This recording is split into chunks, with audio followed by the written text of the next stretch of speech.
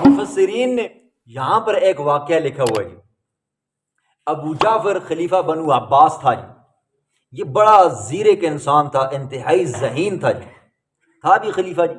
اور غصے والا تھا جی۔ اس کو ایک خواب آیا جی، خواب کے اندر اس نے دیکھا کہ اسرائیل علیہ السلام آئے ہوئے ہیں۔ اسرائیل علیہ السلام سے اس نے پوچھا کہ میری موت کب آئے گی؟ اسرائیل علیہ السلام نے یوں اشارہ کیا جی، 5 جاگا تو اس نے علماء کو بلایا جی، جتنے بھی آس پاس کے علماء تھے، کوئی آتا کوئی کہتا جی بادشاہ سلامت سلطان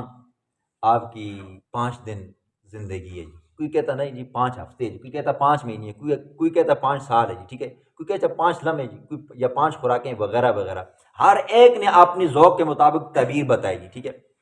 اس کو پتہ چلا وہ امام اعظم ابو حنیفہ بھی ہے جی، ٹھیک ہے،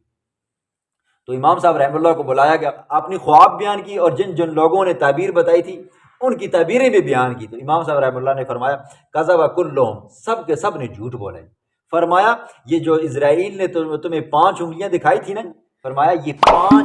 چیزوں کی طرف اشارہ ہے کہ ان 5 چیزوں کا علم اللہ کے پاس ہے، اللہ کے سوا کسی کے پاس نہیں ہے۔ تو مجھ سے پوچھتا ہے کہ بھئی ماں موت کدے آسی، یہ تمام ہی نہیں پتہ جی، اس کا علم کس کو ہے؟ اللہ کو ہے جی۔